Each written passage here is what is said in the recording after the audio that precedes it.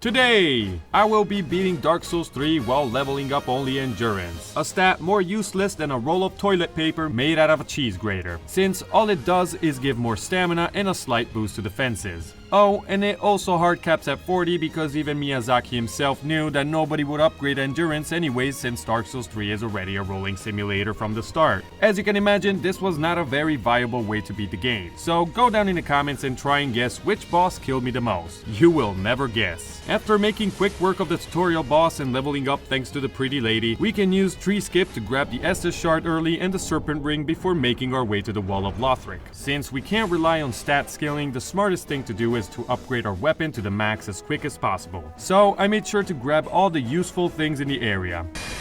I bet my neighbors love hearing me play these games at 2 AM in the morning. This old woman gave me her dirty underwear for reasons I am not allowed to explain on YouTube, and after making good work of Vort, which honestly isn't saying much since he's the second boss of the game, we can raise the old lady's dirty laundry, which attracted some Reddit goons that gave me a lift to the settlement. But before running through the entire area while ignoring 99% of the enemies, I leveled up some more, and as you can see from the scaling, it's the worst thing in the world. I'll never understand why they decided to make stamina and equip load handled by two separate stats, but here we are. Anyways, existential questions aside, we can return to the settlement where we can pick up all the trash on the ground like a homeless man in New York City. After that, I wanted to see if Corny Cornix could be attacked through his cage, and I can safely say yes. He can definitely be attacked through his cage. What are you doing? Oh, shut up. You know exactly what I'm doing. What are you doing? What are you doing? What are you doing? Well, I guess I deserve that. Have you ever walked near a white birch only to be struck by a great arrow? White? Wow, Sigmire, that seems pretty racist. Then I made peace with our giant friend. I help anytime. Damn, look at those feet. Sigvard, are you still caught in your little racist thoughts, my friend? Some people never change. Keep at it, Siggy. You're doing great, honey. Subscribe if you want Sigmire to win. As I said earlier, power is a pretty important factor in this run since everything else is in the shitters. So naturally, we have to grab the Flynn's ring as well as the Chloranthy ring to maximize our panic roll capabilities. Whew, that was close. After that, we can proceed to pillage the Road of Sacrifice. Then, we head down the Crucifixion Wood, where I had a bar fight with another homeless man over a Estus Shard for my crack pipe, before inviting these dudes to kindly unalive themselves cause I was not going to try and fight them normally. As far as I know, this is the canon way they die. Farron Keep, also known as Florida, has many upgrade materials we need, as well as the infinite tit shards ashes and a couple of large tits. Once I obtained all of those goodies, I proceeded to fight off Nicki Minaj over here for some fat stacks. Yeah, she did try to squish me with her fake ass booty, but I wasn't gonna have it. With my +4 wet noodle, I decided that I was done with big booties and I was ready to bust some nuts, which I'm excited to say I found out I was an expert at doing. It ain't pretty, but somebody's gotta do it, right? By the way, I only now remember to raw infuse my longsword because I smoked too much Green Blossom before doing this run. But Green Blossom ain't going to cut it anymore as I needed something stronger. And the Crystal Sage is the best in town when it comes to crystal meth. I mean, it's in the name, guys. After taking a fat dose of that purple shit, on my second attempt, things went a lot smoother. I had god tier levels of RNG, and finally, by watching one of Press Continuous' streams, I learned that there is a pattern to which the sage teleports. And the cues are the crystals that spawn in between teleportations. Depending on the number of crystals appearing in front of the fog gate, if 2 appear, he'll spawn left, if 3, he'll spawn to the right, I think. Well, something along those lines. If you wanted a good explanation, you should have gone to a good channel. This is not how we do things over here, guys. I'm sorry. Oh, by the way, please subscribe. Since this run is all about stamina, I picked up the Grasscrest Shield for even better stamina regeneration as it stacks with the Zaza ring, before venturing off to the Vatican City where I nearly got butt-fucked by some teleporting dogs. Ah yes. Nothing better than a good old Santa cosplayer asking you to touch his dirty tampon. But touching a dirty item used by women during that time of the month is actually a good thing in this game, because we get teleported straight into Sister Freed's cold and dry coochie, where we can get a couple more of those large Titanites we crave so much. My idea was to open up the DLCs as quick as possible for some reason, so I went ice skating before doing just that, but unfortunately motherfucking Wilhelm had other plans. Okay, I was not going to deal with that headache, so I returned to the Cathedral, got the shard, unlocked the first shortcut, and I will never get tired of proudly saying that I hate these games. Got the Lord Sword Ring, turned into a pancake, smelled the tainted smell of giant-ass feet, because this is a soul channel, and what other things would I do if not making feet jokes even when it's not appropriate, while picking up large tits to increase my damage. Now we can check on Sexy Andre to upgrade to +5 and also burn our bone hearts at the bonfire like a good Boy Scout. Beacons of the Deep is one of the few bosses where this build truly shines, and I am saying that unironically because we can attack forever now, and DPS is a huge factor of this fight. Once we got done bullying the Pope Trump style, we can throw away our souls into leveling up a useless stat instead of using them for something useful like health and strength, sort of like your tax money. Also, we are about to approach the hard cap, which will make spending all those souls even more painful. Press F in the chat. And to add salt to the already burning wound, from now on it's not going to be fun and games anymore. Especially for the old lady over here, because, well... Once we're done with the dirty work, we picked up the cereal bowl, and this pissed off an exotic dancer whose cheeks must be made out of the most sublime substance in existence. And I wish I could say this was an easy first try. However, it wasn't. By the way, while I was fighting her, I came across a piece of information that said Dancer was actually a guy, and that info just messed with my brain a lot, because that meant that I've been staring at some dude's ass for the past 10 years of my life. Luckily, a quick Google search was enough to prove the fact that she is, in fact, a female. Anyways, for the actual fight itself, she isn't that hard of a boss. The only real danger comes from this attack, where she slams her blade to the ground, but once you figure out the timing, the fight becomes pretty easy. My heart nearly exploded during this attack as I was completely out of position, but all well what ends well, and I was able to no-hit Dancer and move on to the worst part of the run. Now that we have access to the inside of the castle, we can farm these Lothric Knights for large tits, as well as picking up all the chunks present in the castle. Using the armor skip in order to grab the chunks without waking up the dragons after some meaningless tasks, such as getting Sigmire dead because I was too scared to help him out, grabbing the Irithyll straight sword and upgrading my weapon, I decided to pay a visit to the Dragon Slayer armor, but I was not yet aware that this fight was nearly going to give me an aneurysm.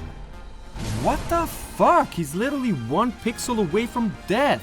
This is definitely Obama's fault. This was in almost every aspect a Soul Level 1 run, or at least the approach was the same. This already should tell you how useless endurance really is in Bad Souls 3, and I hate myself for wanting to find that out. So I moved on to the Consumed King, got the Estus Shard as well as the rest of the goodies before unlocking the shortcut and visiting Osiris, who definitely looks like he came out of Gollum's vagina. Needless to say, this also resulted in being a pretty challenging fight, so I decided I would come back here later instead of banging my head against the wall. This leaves us with only one option for progression, so I put out all the fires down in Florida and proceeded to fight the Piss Watchers. And no need to be surprised, our nearly fully upgraded straight sword completely demolished them in phase 1. We then made pretty quick work of second phase, even though things did get a bit hot and spicy.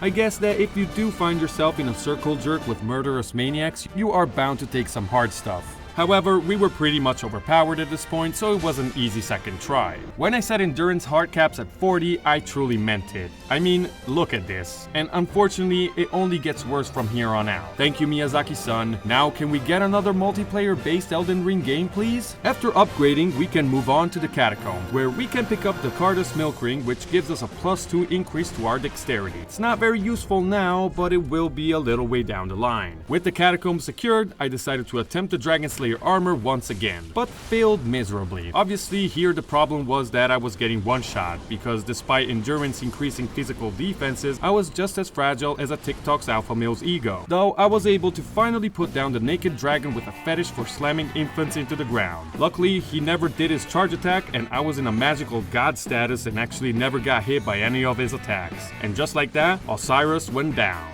Now we have my favorite base game boss. Oh wow, that is a very creative way of killing me. I love it. And obviously he was as aggressive as you'd expect. Nothing a little parrying can't fix. I said, nothing a little parrying can't fix.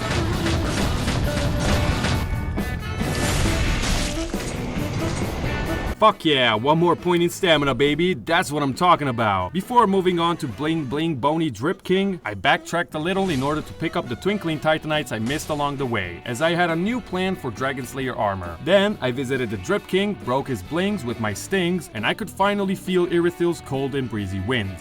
Oh shit, here we go again. I completely obliterated Crocodile Dundee for Pontiff's Ring, which we aren't going to use, dumped some more souls into leveling up, with no results as you can see, and I then went out for a date with Ceres, who is by the way a hottie. However, while on our date, we kept getting interrupted by her abusive ex. Thankfully, the power of love was more than enough to ban this invader forever. But you can't see Ceres' feet, so obviously there won't be a second date. Blessing of the moon upon your journey. I began making my way to the bonfire, but unfortunately I was killed right before I could grab it. After that, I met again with Ceres' ex, and once again I had to teach him a lesson. Not going to lie, having this much stamina feels so nice since we can literally attack forever. What happened, Kraton? You finished all your booze? Killing him drops us the Dragon Slayer axe. If you ever did a soul level run of this game in your life, you would know it's probably one of the strongest low level weapons you can get, meaning it'll be our go-to weapon for the later, heavier hitting bosses. But for now, all we need to do is show Pontiff how it's done.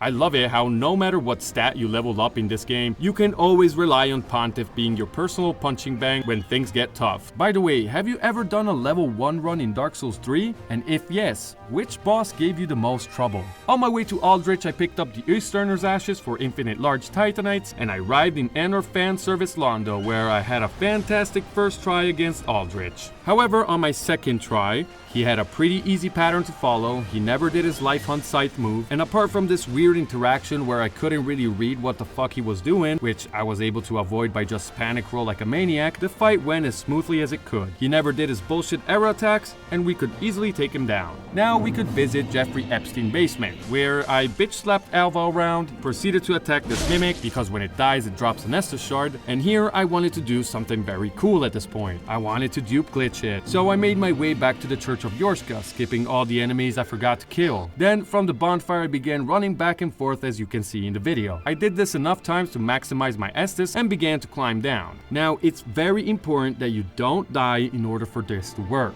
And can you guess what happened later? I fucking died. So yeah, no cool tricks for you this time folks, because you only have one attempt at this. After teabagging Gilligan's dead body for fun, I proceeded to fight Yhorm. And I was shocked in learning that even with the biggest amount of stamina possible, the weapon art from the Storm Ruler would still deplete my stamina bar faster than a fat American could consume an entire box of Twinkies. So not only is this even further proof that leveling up endurance is a bad idea in this game, I also learned the hard way what it means to be embarrassed by one of the easiest fights of the game. Yhorm wasn't the boss that killed me the most, but weirdly he was a close second.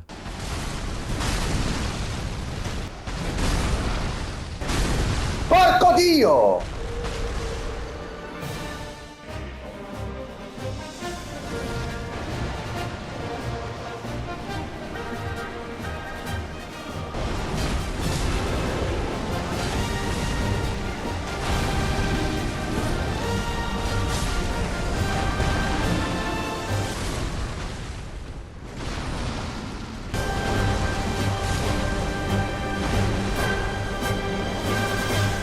Holy shit, finally! Before proceeding to the next big headache of this run, I had to do some backtracking in order to collect all the Twinkling Titanites I missed, starting with the Smoldering Lake, where we can also grab some large Titanites for our Dragon Slayer axe. I got the ones outside of Pontiff's room, and got Irithil's Straight Sword to +4, which we can use thanks to the Cardus Milk Ring. Okay, motherfucker, it is me against you. Shit, fuck! Alright guys, this is it. Damn it!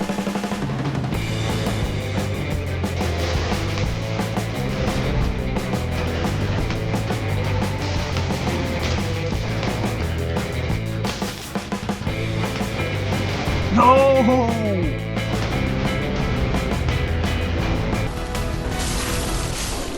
There you go, guys. See? First try.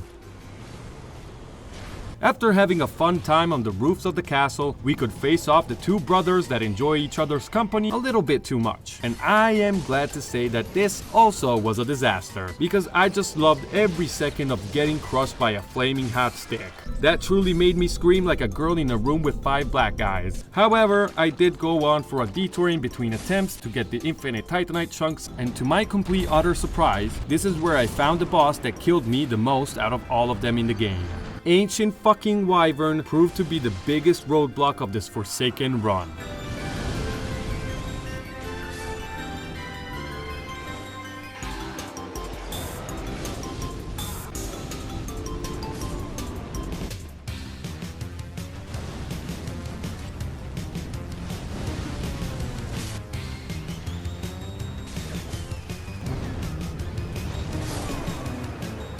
What the fuck, man? What the?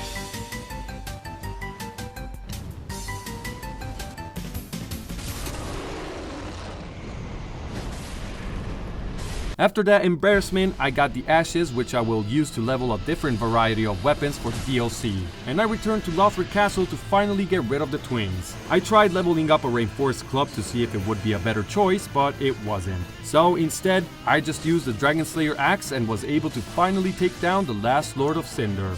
But before heading to the final boss, I traveled to the DLC first.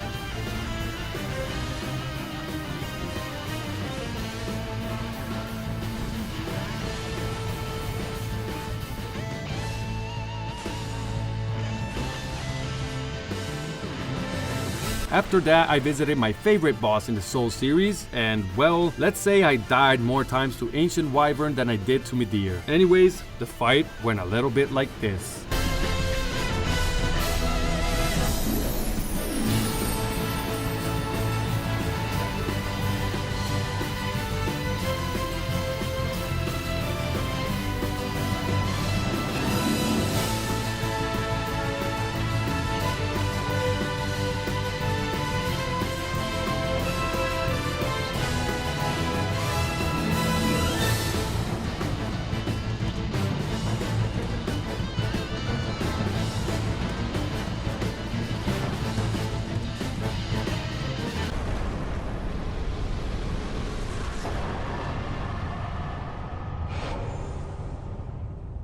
I swear guys, I was going to do Gale as well, because let's face it, he is objectively the best boss. But unfortunately for him, he's preceded by the absolute worst fight of the entire series. So I said, sorry Santa, but I am not gonna fucking deal with Half-Life. So I went on to fight the final boss, Soul of Cinder, obviously using the Dragon Slayer axe, as well as no-hit tactics in the second phase, which consists in running away like a little bitch and bait his jump attacks.